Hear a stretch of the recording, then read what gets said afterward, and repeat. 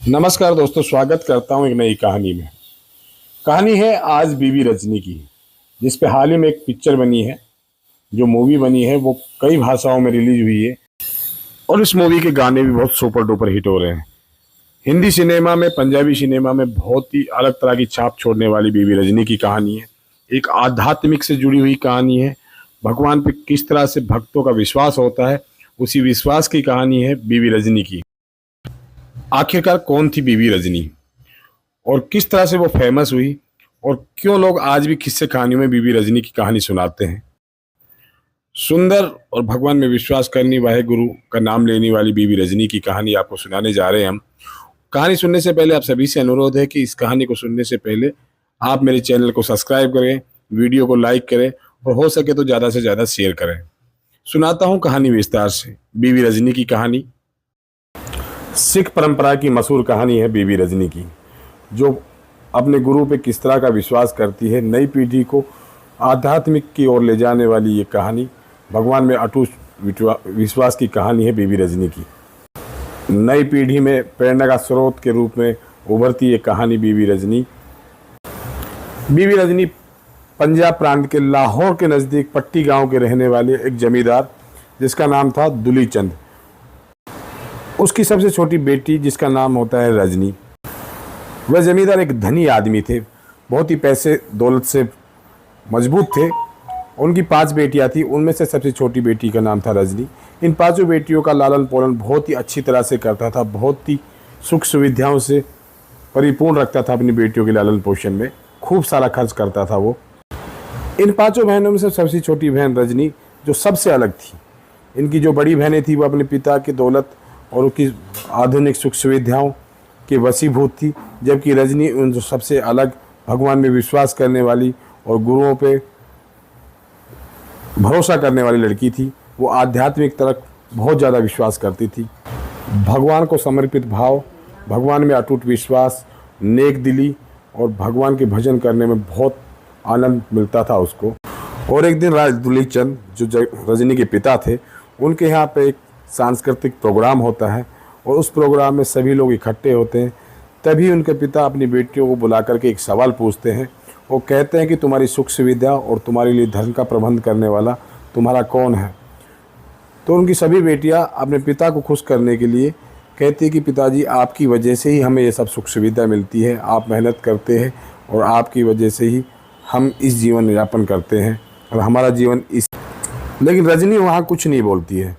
जब उसके पिता रजनी से पूछते हैं कि तुम भी बताओ कि तुम्हारा ये सुख सुविधा और इस तरह का जो ये जीवन यापन होता है उसका उत्तरदायी कौन है, वो किसकी वजह से चलता है, तो रजनी कहती है इसमें आपका कोई हाथ नहीं, ये वाहेगुरु की कृपा है, उन्हीं की मेहर से मेरा जीवन चल रहा है, उन्हीं की कृपा से मैं जो ये पाती हूँ सुख सुविधा, ये सब उन्हीं का। जब गुरुओं की बात सुनते हैं तो उनके पिता उस पर क्रोधित हो जाते हैं। वो सोचता है कि सभी बेटियाँ मेरी जो कह रही है कि आपके पिता की वजह से सब कुछ होता है, लेकिन उनमें ये बेटी है जो बता रही कि ये गुरुओं की मेहर से चलता है। अब देखना है कि गुरुओं की मेहर से इसका जीवन कैसे चलता है। कुछ दिनों में बेटियां बड़ी होती, शादी लायक होती है, तो उनके पिता सभी बेटियों के लिए अच्छे वर की तलाश करते हैं।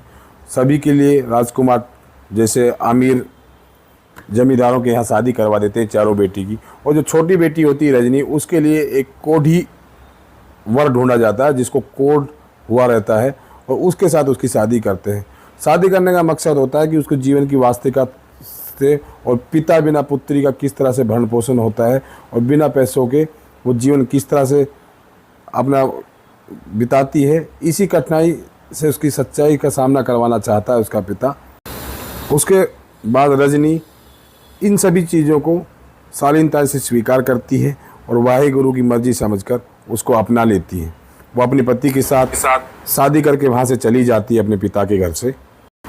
रजनी के जो पति थे वो कुष्ठ रोग से पीड़ित थे। उसको कुष्ठ रोग होने की वजह से और गंभीर बीमारी होने की वजह से उसके परिवार ने भी उसको त्याग रखा था। अब रजनी का कोई ठिकाना नहीं था, ना उसके पति का कोई ठिकाना था, उनका कोई घर नहीं था। उसके बाद रजनी उसको लेकर के गांव-गांव घूमती रही और गांव से भिक्षा मांग करके अपना जीवन यापन करने लगी और भगवान या गुरु का आशीर्वाद समझ के अपने पति की सेवा करती रही। अपने भाग्य को कभी उसने कोसा नहीं और ना ही कभी अपनी गरीबी की शिकायत अपने पति से की, वो उसकी सेवा को ही सब कुछ मानने लगी। रजनी होती वो अपने पति को एक रेहड़ी टाइप गाड़ी में बैठा करके अपने कंधे में उसकी रस्सी डालकर गांव-गांव घूमा करती थी। इसी तरह से वो एक गांव से दूसरे गांव घूमती थी। एक दिन अचानक वो किसी गांव में जाने लगी, तभी लंबा रास्ता होने की वजह से पेड़ छाँव के नीचे रुक जाती है और उस छाँव में अपने पति को सुला देती है। और उसी के किनारे वहाँ एक तालाब था जिसका पानी प्राकृतिक था, अद्भुत था, चमत्कारिक था, जिसमें अनेक बीमारियों का इलाज करने की क्षमता थी। रजनी अपने पति को सुला करके गांव में कुछ भिक्षा मांगने के लिए गांव के अंदर चली। जब रजनी गांव में भिक्षा मांगने चली जाती है तो उसका पति जो होता है, जो तालाब किनारे झरने किनारे बैठा रहता है, वो झरने के गौर से देखता रहता है। वहाँ लेटा लेटा वो देखता है कि एक काला कौवा आकर के उस तालाब में डुबकी लगाता है और वो सफ़ेद कबूतर बन के वहाँ से उड़ जाता है।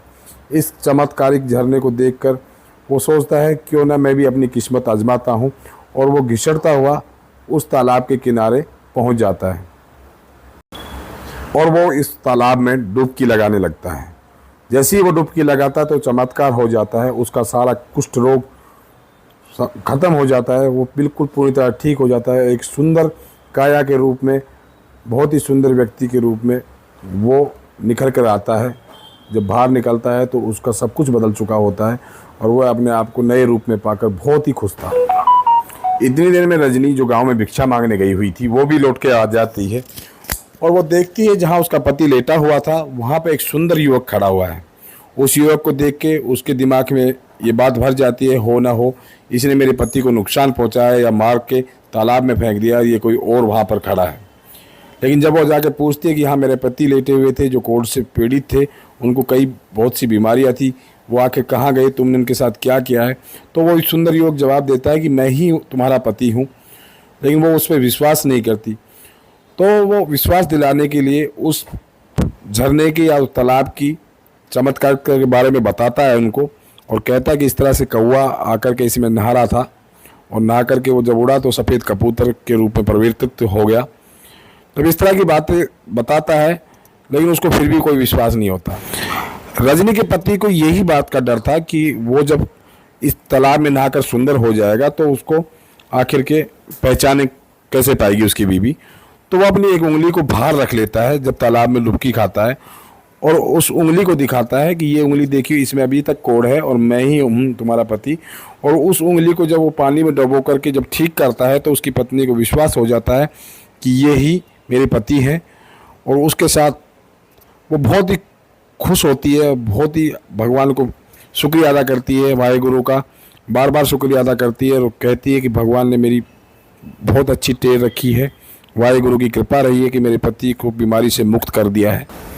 उसके बाद ये बात सभी की जुबान पे चर्चा होने लगती है, एक के बाद एक के बाद दो, दो से चार और हजारों लोगों में ये बात पहुंचती है और धीरे धीरे ये बात गुरु रामदास, जो सिखों के चौथे गुरु के रूप में जाने जाते हैं, उनके दरबार में भी यह बात पहुंच जाती है कि इस तरह से रजनी बीबी नाम की एक लड़की थी जिसके पिता ने उसकी शादी कुष्ठ रोगी से कर दी थी और गुरुओं पर बहुत विश्वास करती है, गुरुओं की मेहरबानी से और वो चमत्कारी झरने की वजह से उनका जो पति कुष्ठ रोगी था वो ठीक हो गया है। ये तालाब वही है जहाँ आज अमृतसर कुंड बना हुआ है, अमृतसर का तालाब बना हुआ है। ये उसी जगह पे है जहाँ पे रजनी बीबी के पति थे वो ठीक हुए थे। जब गुरु रामदास को ये बात पता लगती है तो वो रजनी बीबी उसके पति को बुलाते हैं और बुला करके उनको आशीर्वाद देते हैं और कहते हैं ये भगवान में विश्वास, जो आपका अटूट विश्वास था, उसी का परिणाम है। भगवान ने ही आपकी परीक्षा ली थी और भगवान के साथ से ही ये सब कुछ संभव हो पाया है। उसके बाद गुरु रामदास ने उस जगह को विकसित करने के बारे में सोचा और विकसित करने के लिए वहाँ एक सुंदर तालाब का निर्माण करवाया, जहाँ पर आज स्वर्ण मंदिर अमृतसर में जो तालाब है वो उसी जगह पर स्थित है जो गुरु राम अमृतसर के अमृत कुंड में जो तालाब गुरु रामदास जी द्वारा बनवाया गया था। आज भी लोग श्रद्धा से वहाँ पर डुबकी लगाने जाते हैं, वहाँ पर स्नान करने जाते हैं। अमृतसर जाने वाले हजारों लोगों को ये बातों को पता होता है कि उस तालाब में एक चमत्कारिक शक्ति है, इसलिए वहाँ पर जाकर स्नान करते हैं और अपनी बीमारियों को और शरीर के रोगों को दूर भगाते हैं। बीबी रजनी की कहानी भगवान पे विश्वास करने वाहे गुरु को मानने का अटूट विश्वास था और उसके बाद बीबी रजनी वाहे गुरु पे बहुत ज़्यादा विश्वास करने लगी। अब उनका जीवन गुरुदेव की कृपा से और उनकी मेहर पे ही चलने लगा। अब वो हर सब जो भी कुछ करती थी वो वाहे गुरु को समर्पित करती थी। वाहे गुरु पे इतनी अटूट विश्वास हो गया था कि बिना गुरु कुछ भी संभव नहीं है। जो कुछ होता है पृथ्वी पे, जो कुछ घटता है इंसान के जीवन में, वो गुरुओं की मेहर से ही घटता है। इस तरह का विश्वास करके बीबी रानी अपना जीवन यापन करने लगी। रजनी की ये बात उसके पिता तक भी पहुंच जाती है। उसके पिता भी आते हैं रजनी से मिलने और देखते हैं कि भगवान पर विश्वास करने वाली लड़की आखिर किस तरह का जीवन यापन करती है। जब उसको देखते हैं तो उनका सारा घमंड दूर हो जाता है और वो अपनी बेटी को देखते हैं तो आंखों में आंसू भरकर अपनी बेटी से क्षमा मांगते हैं और कहते हैं कि मुझे नहीं मालूम था, मैं तो हमेशा ये सोचा करता था कि जो कुछ है वो इंसान द्वारा कमाया हुआ है, उसकी मेहनत का फल है और उसी से मैं अपने परिवार का जीवन यापन करता हूँ। लेकिन तुम्हारी बात सत्य थी कि तुम भगवान के नाम पर या गुरुओं के नाम पर अपना जीवन यापन करती थी, उन्हीं की मेहरबानी से अपना जीवन चलता हुआ बताती थी। मैंने तुम्हें पहले दंडित करने के लिए कुष्ठ रोगी से तुम्हारी शादी की थी, लेकिन वाहे गुरु में आपकी आस्था को देखते हुए मैं आज ये समझ चुका हूँ कि इंसान सिर्फ कर्म कर सकता है लेकिन फल उसका भगवान ही देता है। भगवान जब खुश होते हैं तो कोढ़ी को भी एक सुंदर योग के रूप में पेश कर सकते हैं, उसका कुष्ठ रोग भी मिटा सकते हैं। इसलिए गुरुओं की मेहर हर किसी पे होती है जो गुरुओं को नाम रखता है या जपता है। गुरुओं में विश्वास करने वाले लोगों पे गुरु कभी भी अनादर नहीं करते और हमेशा उनका साथ देते हैं। और भगवान किस रूप में इंसान को मिलता है ये तो रजनी की कहानी में आपको पता लगता है। रजनी की कहानी एक ऐसी कहानी है जो हर इंसान को देखनी चाहिए। जब आप इस मूवी को देखेंगे या इस कहानी को सुनेंगे तो आप में भी भगवान के प्रति प्रेम का उजागर होगा और आध्यात्मिक की तरफ आपका रुख होगा और जो आप करते हैं वो भगवान को समर्पित करते रहिए और उसके बाद परिणाम आपके सामने कुछ दिनों में नजर आएगा। भगवान के घर देर है अंधेर नहीं, ऐसा सुना है महापुरुषों के द्वारा।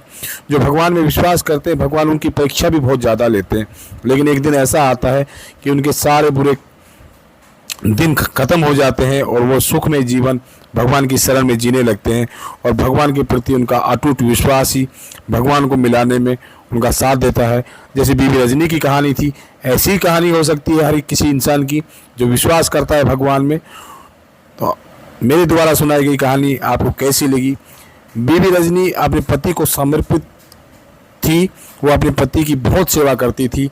वो उनको एक रेहड़े में लिटाकर जिसपे बैरिंग लगे हुए थे वो गली गली गांव गांव नगरी नगरी घूमा करती थी और अलग जगाती थी और भगवान के नाम पे अपना जीवन यापन करती थी। लोगों से भीख मांग करके अपने पति का और अपना पेट भरती थी, लेकिन वो गुरुओं पे बहुत विश्वास करती थी। गुरु का विश्वास ही उसका सबसे बड़ा एक दिन दुख निवारण का कारण बना और उसका दुख दूर किए गुरुदेव ने, क्योंकि उन्हीं की मेहर से उसके पति ठीक हुए, उन्हीं की मेहर से उनसे धन माया के स्रोत मिले और जिससे उसका जीवन बहुत सुखमय जिया। और भगवान की इस अटूट आस्था लोगों के लिए प्रेरणादायक बनी। सभी लोग उस पर विश्वास करने लगे, भगवान के प्रति लोगों में प्रेम उजागर हुआ। ऐसी थी बीबी रजनी की कहानी।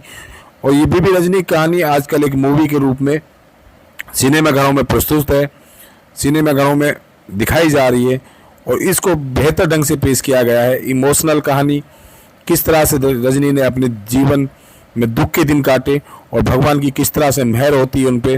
और गुरु, सिखों के गुरु, चौथे गुरु जो रामदास जी हुए, उन्होंने रजनी को किस तरह से, बीबी रजनी की कहानी थी ये हमने सुनाई।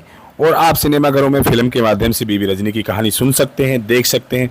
बहुत ही सुंदर पिक्चर है, कलाकारों ने उत्तम कार्य किया है इसको प्रस्तुत करने में बीबी रजनी की कहानी को। नई ये कहानी, कल मिलेंगे आपको नई कहानी के साथ। जब तक के लिए जय हिंद, जय भारत।